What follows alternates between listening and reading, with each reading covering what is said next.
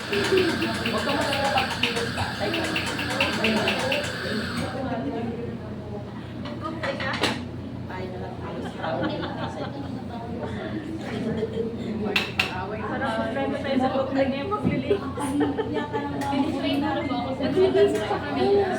Hindi yata ito nakita.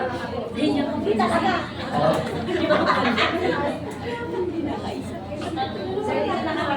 Hindi ko talaga kasi ano. Ay, sa kano. Ganun daw eh, pag ano ba? Wala na.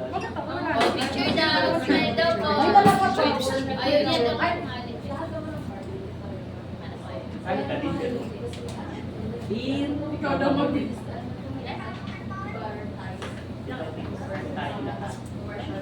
Okay. So ito yung water natin for ice americano.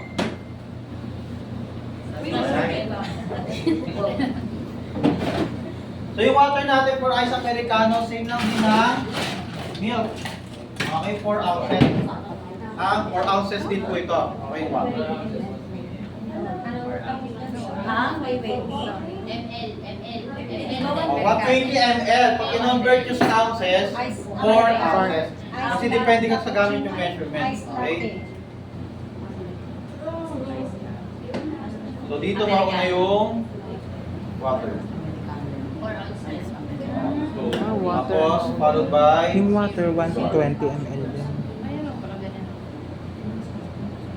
then, dapat yung ginagamit natin, yung merong spout, nakikita niyo yan, yung parang shot glass siya na merong spout, para madali siya import. Transfer ko na lang muna dito. Para madali siya import. Ito dapat dahan-dahan. So, American. Nakita ka naman ng Amerikano. Yan. Diba si Ko? Hindi siya nasa kami ni Ano yung latte? So ito lang. Ayun lang pala yun. So, 120 Ice ml yung tubig. Americano. Ang kape Americano po, hot yun. Oo. Kaya for example, ikaw, Mord, ang gusto mo, pumasok ka sa coffee shop, ang gusto mo cold. Tapos sabi sa barista, isang kape Americano.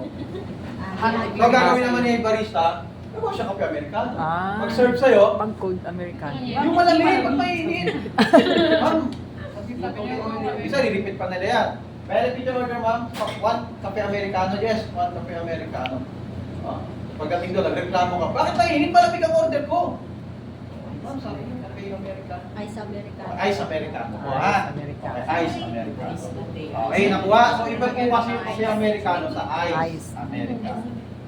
Iba rin ang cafe latte sa ice. Latte.